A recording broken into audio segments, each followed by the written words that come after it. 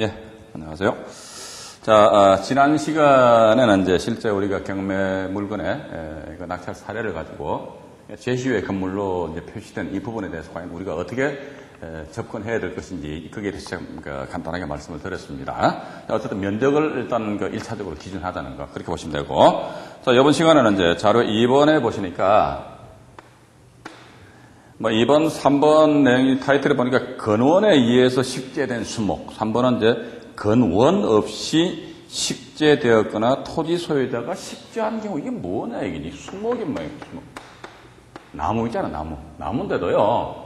여기서 보면 이제 나무도 임목에 관한 법률이 있는 모양입니다. 임목에 관한 법률에 의해 가지고 나무도 등기할 수 있습니다. 임목 등기할 수 있어요. 또는 두 번째, 임목 등기하면은 등기가 되니까 이 나무에 대한 소유권 관계가 표시가 될 거 아닙니까? 임목 등기가 된다더라 하게 되면 이것도 간단하게 말씀드리겠습니다. 임목 등기된 사실 여부는 어디서 파악하면 된다 하더라 이게 토지 대장을 여러분들이 확인해 보게 되면 이제 임목 지상에 수목이 있다 이랬을 경우 임목 등기되었다면 그게 임목 등기된 그 내용이 표시가 됩니다. 그러면 토지 대장을 확인해 보니까 그 지상에 수목인데 그 수목이 임목 등기되었다 하더라. 그러면 임목 등기되면요 이것도 등기부 등본이 있습니다. 예. 뭡니까 부동산 관할 등기소 하셔가지고 임목 등기된 이 부분에 대해 등기부 등본 한번 발급 받아 보셔야 됩니다. 두 번째 보니까 임목 등기는 안 되어 있어요. 그런데 명인 방법이 있지 않습니까? 명인 방법. 명인 방법이 뭡니까? 명인 방법 해가지고, 끈 하나 쭉 둘러서가지고 어떤 폐차를, 명차를 달아놓는 것이죠. 이거 누구 거, 이건 안종현이니까. 이게 명인 방법이랍니다. 자, 임목 등기에 의해서, 등기부상에 보니까 소유자가 A로 되어 있네. 명인 방법상에서 보니까 이것도 A로 되어 있다. 이렇게 나옵니다. 그런데 예를 들자면은, 지상의 소유자가, 토지 소유자 B입니다. 그런데 지상에 수목이 있는데 이 수목이 뭐다?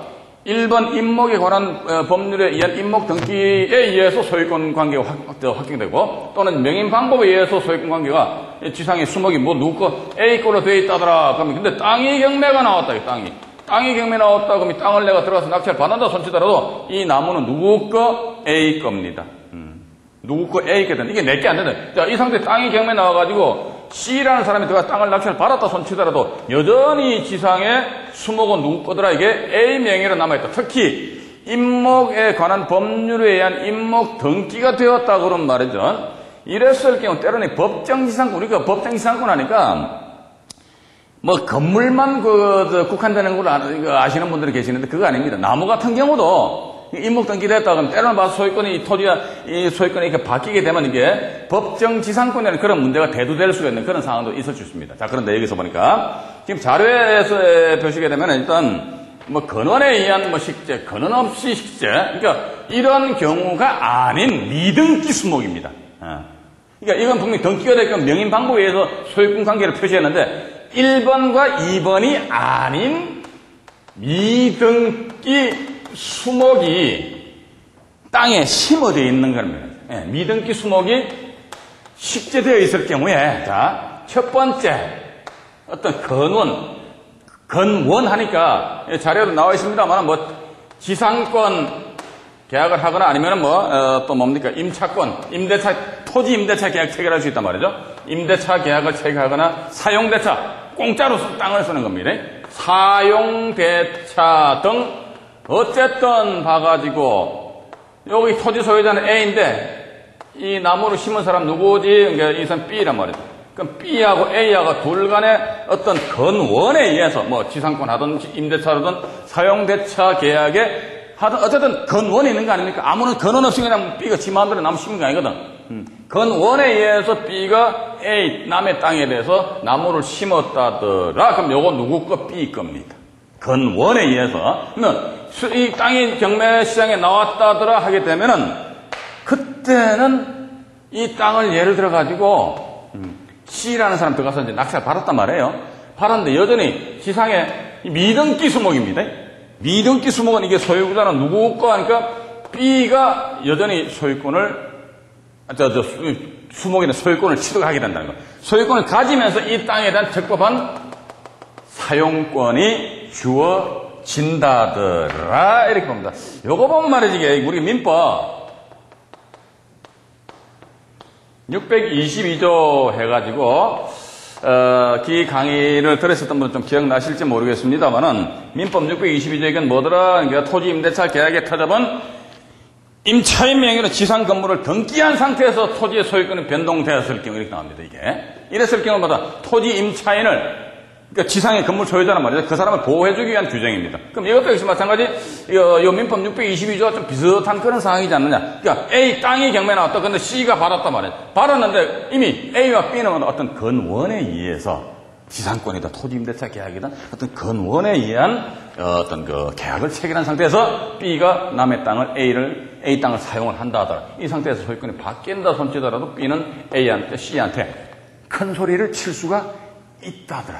다 큰 소리 친다. 예를 들어가지고, 뭐, 지상권 계약이다. 토지임대차 계약을 체결했다 하게 되면 말이죠. 우리가 이거, 지상권 설정 계약에 투잡아가지고, 또는 토지임대차 계약에 투잡아가지고, 그 지상의 건물을 임차인 명의로 등기를 하였다. 그 계약 기간이, 토지임대차 계약이라고 하면, 남의 땅을 사용한다. 그럼 무한정으로 사용하는 건 아니잖아요. 그죠? 뭔지 모르겠지만, 5년이면 5년, 10년이 10년에가 사용기간이 분명히 주어질 겁니다. 그러면 남의 땅에는 사용기간이 끝났다 했을 경우는 끝난 상태에서는 뭐다 이게? 첫 번째, 계약, 갱신 청구를 할 수 있고, 토지 소유자가 난 더 이상 안 한다. 그럼 어떻게? 그때는 지상물에 대한 매수 청구를 할 수도 있다. 이게 우리가 건물의 경우에 있어가지고는. 그럼 이 내용도 보면 민법 요 규정에 의한 유추 적용을 하다 보면은 이 지상의 미등기 수목 소유자인 B는 뭐다? 그 전에 A랑 얘를 토지임대차 계약을 체결했다. 그 기간이 끝났다 그러면 그때 B는 C한테 야 나하고 다시 계약 갱신하자. 이런 식으로 권리를 주장할 수도 있지 않겠느냐. 이렇게 여러분들 좀 이해를 하셔야 될 것 같습니다. 어쨌든 건원에 의해서 제3자가 나무를 심었다. 근데 그 땅이 경매에 나왔다. 그럼 그 지상의 나무 수목 그건 누구 거? 미등기 수목입니다. 누구 거? 내 거 아니요. 그 수목을 식재한 사람 거다. 그렇게 여러분들 좀 이해를 하시면서. 자, 이제 3번은 보면 이제 근원 없이 식재했거나 또는 토지 소유자가 식재했다 이렇게 나옵니다. 두 번째는 이제 근원 없다는 건 말 그대로 이제 소유자가 나무를 심은 사람이 지 마음대로 심은 거게. 토지 소유자 저기 서울 살고 저쪽 지방에 땅이 있는데 그냥 나무를 심어버렸다. 아무런 근원 없이 나무를 식재했다. 또는 봐가지고 토지 소유자가 나무를 식재했다. 이랬을 경우는 뭐다? 그러니까 이것도 역시 미등기 수목입니다. 임목에 관한 법률의 임목 등기나 또는 명인 방법에 의한 소유권 관계를 표출시키지 않은 미등기 수목이 식재되었다. 근데 이걸 누가? 토지 소유자가 식재했다. 또 언제 보니까 근원 없이 이 나무를 심은 사람이 예를 들어 소유자는 A고 이 사람 B란 말이죠. 이 사람이 A한테 찾아가 내가 당신 땅 좀 사용해가 내 나무 좀 심읍시다. 이런 식의 어떤 쌍방간에 그 계약 없이 그냥 마음대로 심은 겁니다. 또 이제 요 소유자 같은 A가 나무 심다 그러죠. 이랬을 경우에 이게 땅이 경매 시장에 쏟아져 나왔다 이랬을 경우에 지상의 미등기 이 수목은 과연 어떻게 할 것이냐. 이 지상의 미등기 수목은 뭐라 이게? 이때는 토지의 미등기 수목이 토지에 부합되는 부합물이랍니다. 왜 부합물이냐? 이거 대법원 판례에 의해서 이게 형성된 것 같아요. 그러니까 임목 등기된 수목이나 명인 방법에 의한 수목 또는 근원에 의해서 나무를 식재하지 아니한 근원 없이 지 마음대로 심었거나 또는 토지 소유자가 나무를 심은 뭐다 이거? 미등기 수목입니다. 미등기 수목은 이 뭐다 이게? 땅에 항상 찰떡궁합 부합돼 버린다 이게. 부합된다는 게 부합문 뭐지 이게? 동산과 부동산 이렇게 나오잖아요. 요건 동산이겠죠. 나무는 이건 뭡니까? 부동산이잖아요. 동산과 부동산이 일체가 돼가지고 이렇게 나옵니다. 이랬을 때 뭐다 이게? 지상의 미등기 수목은 토지에 부합되는 부합물이다라고 이렇게 대법원에서 판결을 내려가요. 부합물이다 그러면은 토지에 부합되는 부합물이다. 자, 다시 이쪽으로 오셔가지고. 이 미등기 수목입니다. 이게 이제 땅이 경매가 나왔다. 자, 지상의 미등기 수목은 뭐다? 수목은 이게 미등기 수목은 토지에 부합되는 부합물이다. 부합물이다. 그럼 민법 358조인가요? 거기 보면은 저당권의 혈액은 저당 목적물 뿐만 아니라 부합되는 부합물에까지도 그 저당권의 혈액이 미친다. 이런 내용 규정이 있단 말이죠. 따라서 토지 저당권 실행으로 토지를 누가 낙찰받았더라? B라는 사람이 낙찰받아버렸어요. B라는 사람이 낙찰받는다. 그런데 저당권의 혈액은 어디 미치지? 그러니까 지상의 미등기 수목에까지도 이게 저당권의 혈액이 미치기 때문에 이 지상의 이 미등기 수목은 이거 누구 거더라? 그러니까 토지 소유자가 식재했거나 아니면 근원 없이 제3자가 식재하였다 손치더라도 지상의 미등기 수목은 누구 거? B 거. 이런 식으로 됩니다. 단 전제가 뭐냐면은 지상의 미등기 수목인데 분명히 이 낙찰자 명의로 소유권이 귀속되거든요. 왜냐하면 저당권 효력은 부합물 및 종물에까지 미친다 이렇게 나와 있기 때문에. 근데 전제가 뭐지? 근데 이 지상의 미등기 수목은 그 낙찰자 명의로 소유권이 넘어갈 수는 있는데 단 뭐다? 너네 공짜로 이거 취득하지 말아라 이거지. 예. 미등기 수목임에도 우리 지난 시간에 제시외 하니까 등기 안 된 물건인데도 불구하고 감정평가사가 평가했죠. 이것도 어떻게 보면 미등기는 일종의 제시외로 볼 수도 있는 것 같아요. 그죠? 등기 안 돼서 제시외란 말이에요. 그런데 이게 부합된다. 야, 이 부합물이네. 그럼 어떡하지? 전제는 뭐다, 이게? 미등기 수목일지언정 이 사람이 자기 앞으로 소유권을 취득하니까 미등기 수목에 대해서 이걸 평가를 해라, 평가. 감정사가 평가를 해가지고 미등기 수목까지도 어떻게 경매 가격에 포함시켜버려라. 만약에 이 미등기 수목이 있는데 이것을 평가를 하지 아니한 채 경매를 진행했다면 이것은 뭐다? 감정평가서상의 가격 산정에 있어서 중대한 하자다. 이런 식으로 이것도 대법원 판례입니다. 그러니까 분명히 미등기 수목은 뭐야? 토지에 부합되기 때문에 저당권 실행으로 토지를 낙찰받은 자 하면 저당권의 효력은 어디까지 미치지? 지상의 미등기 수목까지 미친다. 따라서 이거 누구 거? 토지 낙찰자 B 네가 가져가라. 그런데 전제가 뭐지? 가져가는데 공짜로 가져가지 말아야겠지. 어떻게? 이것도 미등기 수목도 일종의 하나의 부합물로서 제시외 그런 개념으로 보게 되면 평가를 해라. 그죠? 평가를 해야 되는데 평가를 하지 아니한 채 덜렁 가져갔다. 이러면 감정평가서 가격 산정에 있어서 중대한 하자다. 이렇게 이제 대법원에서는 그 판결을 보고 있거든요. 자, 그런데 제가 여기서 여러분들한테 이 말씀을 하나 더 드리겠습니다. 자, 보니까 지상에 미등기 수목이 있었어요. 그러니까 미등기 수목도 보니까 요거 여러분들 정리를 잘 하셔야 됩니다. 특히 이제 지방에 땅 같은 거 이제 만약에 경매 투자를 하신다 했을 경우는 가면 바로 나무가 심어져 있는데 그럼 나무를 심은 사람이 누군가 해가지고 이것도 제가 정리해서 말씀드립니다. 임목에 관한 법률에 의한 나무가 임목 등기됐나?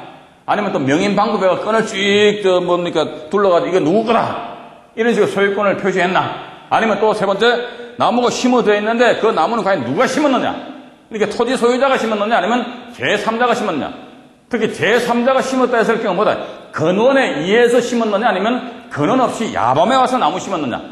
근데 지금 제가 여기서 지상의 미등기 수목은 토지에 부합된다는 건 뭐다? 이게 토지 소유자가 식재하였거나 또는 나무를 심은 사람이 토지 소유자는 아닌데 토지 소유자와 아무런 지상권이라든지 토지 임대차 계약이라든지 사용대차 계약 등 어떤 근원 없이 지가 지 마음대로 심어버렸어.